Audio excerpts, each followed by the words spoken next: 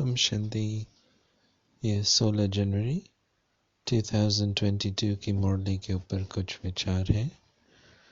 आज हम सुन रहे हैं क्रिसमस डे की मुरली 1989।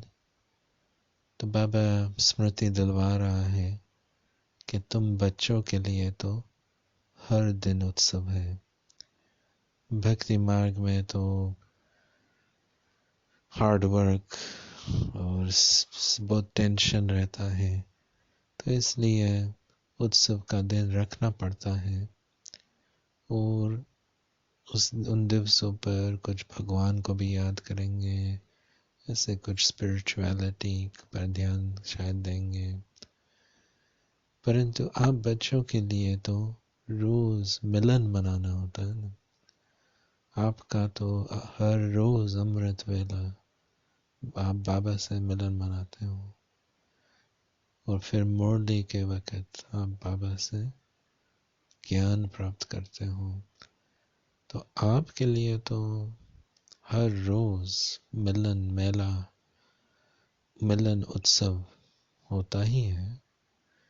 सारे दिवस आप खुदा दोस्त के साथ रहते हो, तो आपके लिए बिल्कुल अलग बात है। आप खुशी ही मनाते हो, प्राप्ति ही अंदर भरते रहते हो। तो बाबा समझा रहा है कि ऐसे जो समय है संगम का, कि इतना छोटा युग है परंतु और युगों से बहुत जास्ती प्राप्ति इस समय मिलती है। तो यह महान दिवस है क्रिसमस डे, परंतु आपके लिए यह महान दिवस महान युग के अंदर मना रहे हो, प्राप्त हुआ है। तो बाबा समझा रहा है कि बच्चे तुम देखो कि दुनिया में लोग एक दो को गिफ्ट देंगे, परंतु बाप आपको कौन सा गिफ्ट देता है? हथेली पर स्वर्ग, राजधानी दे रहा है। तो इसके भेंट में और सब गिफ्ट्स तो सूर्य के आगे दीपक हो गया ना, क्योंकि बाबा आपके लिए तो पूरा आधा कल्प के लिए स्वर्ग दे रहा है। देखो, हम भी आपको विशेस दे सकते हैं कि आप हेल्थी, वेल्थी, हैप्पी, सब कुछ आपको मिले, परंतु मैं दिलवा तो नहीं सकता हूँ ना। मैं तो बोल सकता हूँ, अंदर की भावना रख सकता हूँ, परंतु मैं आपको ऐसे दिलवा तो नहीं सकता हूँ।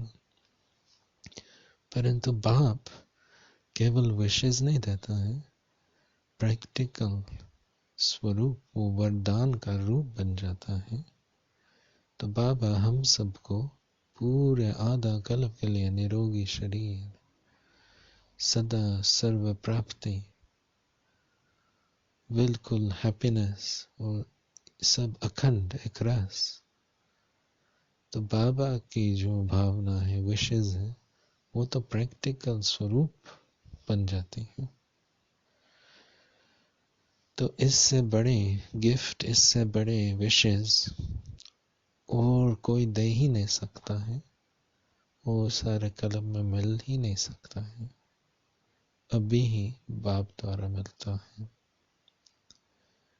फिर आप सब ब्राह्मणों को भी सबसे प्रिय एक यादगार होगा क्रिसमस ट्री का। कल की मुरली में भी था कि बाबा ने समझाया कि ये कल्प वृक्ष का सीक्वेंसिंग है। कल बाबा ने इब्राहिम को जास्ती याद किया था कि कैसे ये सब शाखाएं भिन्न भिन्न धर्म पिताओं का परिवार है और आप बच्चे तो तना हो। तो आपका कनेक्शन सर्व आत्माओं से है। तो बाबा समझा रहा है कि बच्चे ये कल्प वृक्ष बहुत विशेष यादगार है क्रिसमस ट्री के रूप में। तो बाबा तो बीज है और इस सृष्टि चक्र में आदि आत्मा तो ब्रह्म बाबा है। वही श्री कृष्ण के रूप में पहले पहले पवित्र जन्म लेता है और आप सब आत्माएं उनके साथ फर्स्ट जनरेशन हो। तो आप भी आदि आत्मा हो, इस सृष्टि के पूर्वज हो। तो आप आत्माएं सारे वृक्ष के साथ फाउंडेशन आप हो, पूर्वज हो, आप हो पालना करने वाली आत्माएं। तो ये सब शाखाएं आपसे निकलती हैं। जो धर्म पिता होते हैं वो अपने समय पर अवतरित होते हैं और उनका सतो प्रधान स्थिति उस समय होती है और उनके आने के बाद उनकी परिवार की आत्माएं वो सब अवतरित होती जाती हैं। तो वो आत्माएं भी परम धाम से उतरती है तो उनका पहले पहले तो गोल्डन स्टेज होता है।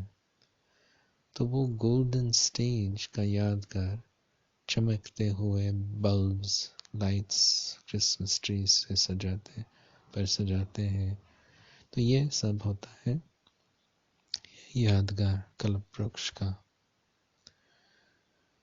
तो महान दिवस है परंतु आपके लिए तो महान युग है। और बाबा का आज मेन टॉपिक है बेफिक्र बादशाह बनने का। तो बाबा समझा रहा है कि सचमुच मनाना होता है जब हम बेफिक्र खुश हैं। देखो जब हम बच्चे होते हैं तो जास्ती खुश रहते हैं क्योंकि कोई फिक्र ही नहीं है। परंतु कलयुग में जीवन ही ऐसा होता है कि बहुत समय हम बेफिक्र नहीं रह सकते। कोई न कोई जिम्मेदारी, कोई न कोई ऐसे प्रॉब्लम्स, कोई न कोई कारण से कुछ बात उठानी ही पड़ती है, चाहे जॉब का, चाहे पढ़ाई का, चाहे परिवार का। क्योंकि हम समझते हैं कि ये डेवलपमेंट के लिए कोई न कोई बोझ उठाना ही चाहिए और हम भी लेने भी चाहते हैं ये सब जिम्मेवारी। हम बोझ अपने ऊपर रखते जाते हैं। तो हमारी मानसिक स्थिति बदल दी जाती है ना, टेंशन, एंजाइटी, स्ट्रेस। परंतु हम समझते ये तो नॉर्मल है, ये तो होना ही चाहिए। यदि कोई सब बात छोड़ देता है, संन्यास ले लेता है, तो हम लुक डाउन करेंगे ना कि हम तो सब संभाल रहे हैं, हम तो मेहनत से खाते हैं और देखो ये तो सन्यासी बन गया, दूसरों की मेहनत पर अभी खाना चाहता है। हम लुक डाउन करेंगे ना। कहीं तो बस ऐसे नहीं से किसी और से लेते नहीं है, परंतु बस अपने पाँव से जैसे अकेले एक मंक जैसे रहने चाहते हैं। तो कहीं तो कंट्री साइड पर चले जाते हैं, बस झोपड़ी में ही शांति से रहते हैं। तो बाबा क्या करता है कि बाबा दोनों को कंबाइन कर देता है। बाबा कहाँ कहता है कि आपको अपनी सब जिम्मेवारी निभानी भी है, चाहे लौकिक परिवार का है, जॉब का है, चाहे आप सेंटर पर रहते हो। बहुत भारे बनना है तो कोई बहुत फर्क ही नहीं है, चाहे आप सेंटर पर रहते हो, चाहे आप लौकिक परिवार में। दोनों बाजू हम भारे तो बन सकते हैं। क्यों? क्योंकि ये इतने सालों का मेरेपन का जो संस्कार है वो डीप होता है। हम अपनी जिम्मेवारी के साथ अपनी आइडेंटिटी लगा देते हैं।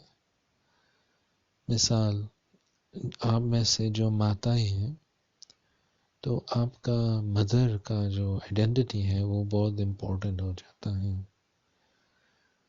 कुछ वर्ष पहले मेरी एक सेक्रेटरी थी लौकिक जॉब की, तो वो सुना रही थी कि पहली बारी, वो कैथलिक एक बहन थी, क्रिश्चियन बहन थी, पहले बारी जब उनके बच्चे ने खुद ही अपना ब्रेकफास्ट बना लिया, तो वो तो बहुत हैरान हो गए, क्योंकि तब तक उन्होंने अपने बच्चों को ब्रेकफास्ट खिलाया था, तो समझती थी ये तो मेरा काम है, और अभी वो खुद अपना ब्रेकफास्ट बना रहे हैं, तो जैसे मेरा कोई पर्पस ही नहीं है, मेरा काम ही चला गया। तो ये क्या होता है कि हम अपने रूल्स के साथ अपनी आइडेंटिटी बना देते हैं, तो मेरापन आ जाता है ना, तो हम वास्तव में ये सब जिम्मेवारी लेने चाहते हैं। हम बोझ बिना, जैसे कुछ नहीं है ऐसे अपने को समझते हैं, तो इसलिए बोझ लेते ही नहीं। और देखो हमारी समाज की सिस्टम भी ऐसी है, कोई स्टडी करता है तो हम एग्जामिनेशंस का प्रेशर डालेंगे, समझेंगे प्रेशर बिना कुछ नहीं। जॉब होगा तो ऐसे टारगेट्स रखेंगे, ऐसे कुछ परफॉर्मेंस एवेल्यूएशंस करते रहेंगे कि कुछ प्रेशर डालना चाहिए। बिजनेस है तो मार्केट का कंपटीशन, तो इसका भी प्रेशर। तो देखो हमारी सारी कलयुग की जीवन प्रेशर से ही, हम समझते हैं प्रेशर बिना क्वालिटी नहीं होगी, तो सारी आइडेंटिटी उस पर है। और फिर उसके साथ आइडेंटिटी सफलता असफलता के साथ, क्योंकि रिजल्ट के ऊपर आइडेंटिटी होती है, तो हम सम्मान लेते हैं रिजल्ट पर, तो हम डरते हैं कि फेलियर ना हो जाए, तो इसका भी फिक्र रहता है। तो बाबा हम सबको ये चैलेंज देता है कि बच्चे देखो, सतयुग में 8 जन्म, त्रेता में 12 जन्म, तो 20 जन्म स्वर्ग में होगा, परंतु 21 जन्म का वर्षा का मतलब है कि अभी से आप बेफिक्र बादशाह का अनुभव करो। पूर्व रविवार की मुरली में बाबा ने कहा था कि अब से तुम बच्चों को गति सदगति का अनुभव करना है। भक्त समझते हैं कि मृत्यु के बाद गति मिलती है, परंतु तुम बच्चों के लिए अभी से गति का महसूसता करनी है। तो ये हुआ बेफिक्र अवस्था, ये हम सब कुछ करते मेरापन को छोड़ देवे, रिजल्ट के साथ अपना आइडेंटिटी निकाल देवे, और समझे कि ये सब बाबा का ही है, बाबा ही करा रहा है। देखो हम सब जानते हैं कि ब्रह्मा बाबा का तो बहुत बिजनेस का इंटरेस्ट था, बहुत कुछ था, उन्होंने बढ़ाया था, फिर उनका परिवार भी कुछ बड़ा था, और जो बड़ा परिवार भाइयों का आदि का परिवार तो बहुत बड़ा था। फिर समाज में भी उनका कुछ ऐसे एक्टिविटीज और आइडेंटिटी थी। और जब शिव बाबा कह रहा है कि जब शिव बाबा मिला, रियलाइजेशन हुआ, तो ब्रह्मा बाबा ने बस निश्चय कर लिया कि जो चाहे वो मिल गया, तो अब भी क्या बाकी रहा। तो बाबा ने सब मेरेपन, इन सब से, परिवार से, बिजनेस आदि से, सब से निकाल करके शिव बाबा में ही मेरेपन लगा दिया। तो ये बहुत बड़ी विशेषता रही ब्रह्मा बाबा की। तो इससे ब्रह्मा बाबा आदि से अंत तक बेफिक्र रहा, क्योंकि बाबा के लिए केवल शिव बाबा ही इम्पोर्टेंट था। तो बाबा कह रहा है कि संगम युग पर आप अपना कंबाइंड स्वरूप भूलो नहीं। ये मेरी जिम्मेवारी है, मेरे रिजल्ट हैं, नहीं, बाबा का है। ये व्यक्ति भी बाबा का है, ये रिजल्ट बाबा की है, ये सेवा बाबा की है, सब कुछ बाबा का ही है। बाबा ही करा रहा है। बाकी मेरे को बस बिजी रखने के लिए कुछ सेवा बाबा दे रहा है, अपना भाग्य बनाने के लिए बाबा सेवा दे रहा है। नहीं तो बाबा तो अकेला ही सब कुछ कर सकता, परंतु बाबा ही सब कुछ, सब जिम्मेवारियों को निभाता है। तो हमें बस निश्चय रखना है, याद रखना है। और क्या है कि जब हम भारे होते हैं तो बहुत सोचते भी हैं। तो बाबा के प्रति एक भक्ति की महिमा होती है, असोचता। ये इस सप्ताह की मुरली में भी बाबा ने मेंशन किया हुआ था। अब मैं अभोक्ता असोचता हूँ।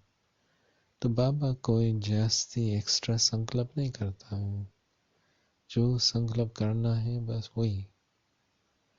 तो बाबा कह रहा है कि आप जब मेरेपन को छोड़ेंगे, ये सब फिक्र को छोड़ेंगे, तो आप असोचता बन सकते हो।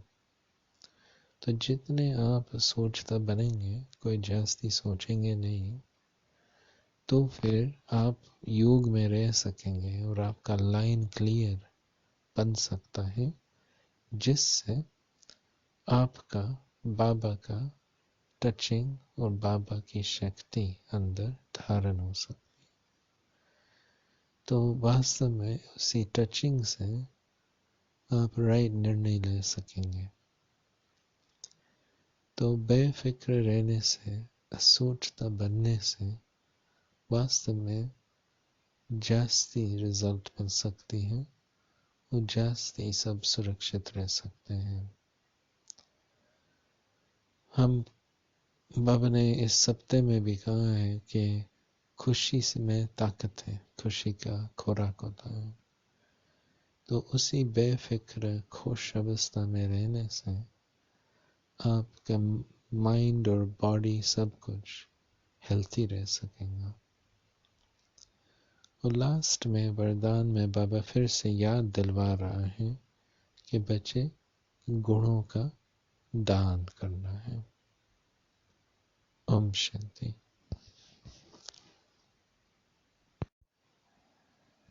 Om Shanti. These are some thoughts on the Murli of the 16th of January 2022, and today we're repeating the Christmas Day Murli from 1989. And Baba is saying to us that for you children, every day is a festival, because the whole of Confluence Age is a celebration. You've been performing Bhakti for centuries, and now you've actually got God in your life. You've got God's attainments, God's knowledge, and every morning you wake up at Amrit Vela and you celebrate a meeting with the Father. During Murli, you celebrate a meeting with the teacher. And through the day, you have Baba as your companion. You're holding the hand of Srimad. So for you, every day is really a festival. The Confluence Age is a short age, but it's the age where we gain the most. In Bhakti, of course, life can be difficult, and therefore festival days are important to give people a break, to bring about some happiness, maybe to bring about some spirituality. And so Baba is saying it is a great day, Christmas Day, but if you look at it, for you children, your direct connection with Baba means that everything you're getting now is so much better. In the Lokik world, someone will give you a gift, but look at the gift Baba's giving you. He's brought heaven on the palm of his hand for you. and he is giving you this new kingdom. And then we give wishes to each other. I wish you a happy, healthy, prosperous year. And I can wish that as much as I like, but I can't actually give it to you. But Baba actually is capable of giving this. And so he provides us with this for a full half cycle. We don't have any problem with health, wealth, or happiness at all. No disturbance of those things. So Baba is saying that how can there be any comparison even between the wishes that Baba gives you, the gifts that Baba gives you, and what anyone else can give you? And then you look at the memorial of the Christmas tree, and I think for all Brahmins it must be such a special affection for that symbol. Yesterday in the Murli, Baba was talking about the Kalpa tree and how there's a sequencing of all the religious fathers. Yesterday he was remembering Abraham more. But what Baba is saying is that all of the religious fathers, they come as new souls from the soul world. And then the souls belonging to their religion also then follow them. So initially all souls are in their golden stage. And in that golden stage, they're memorialized as these sparkling lights of the tree. But you souls, you are the trunk. So you are the foundation of everyone. You have a connection with everyone. And Brahma is known as the great-great-grandfather because he is the first soul. He is Sri Krishna. And so he's the first deity, the foundation of this corporeal world. And so Baba is saying that together with him, you are the first generation. And so the souls of that first generation, they have a special part in the drama. They have a special power in the drama. And you are like parents for everyone else because you are the ancestor souls. And everyone remembers ancestors. So you are the ones who have this care for all souls of the tree. And with your connection with the seed, you are spreading Shiv Baba's vibrations through the tree. And then the main theme that Baba is conveying to us today is on the need to become a carefree emperor or a worry-free emperor. The word for worry or care is fikra, Fikra, and if you put the word bear in front of it, be, befikra, it means without those concerns, without that sort of heaviness, those troubles. So Baba is saying that you'll be gaining the kingdom of heaven for 20 births. But when Baba says your inheritance is for 21 births, he means that it starts now. And it was in last Sunday's Murli that Baba was saying that your liberation and liberation in life, they start now for you Brahmins. For devotee souls, they think that they'll gain liberation after they die. But for you Brahmins, you have to be liberated as you're living now. And you have to do it while living in the Iron Age, while being in your old body, while being in old relationships, while fulfilling all sorts of responsibilities. And so a soul that can achieve that is a carefree emperor soul. And what Baba is saying is that you have to develop this relationship with Shiv Baba so that you're no longer carrying the load. You are combined with Shiv Baba So you're letting Shiv Baba handle things, and you're keeping the faith that your yoga can achieve more than your thoughts, words, actions. In the Lokik world, we tend to develop a person through burdens and pressures. Life is about taking responsibility and carrying all sorts of burdens. We can't stay children playing freely for very long. And we have to take on all sorts of responsibilities, whether it's studying, whether it's earning money, whether it's then looking after other people. So we would have different pressures, and we would say, well, that's part of growing up. So it's actually these burdens that mature and develop us. And then in terms of someone's job and other sort of activity, we always have some sort of pressure. If someone is studying, we have examinations or other assessments. And if someone's working, we might have performance targets and performance evaluations. So our attitude is that pressure brings out the best in someone. And we burden people in this way. We burden ourselves as well.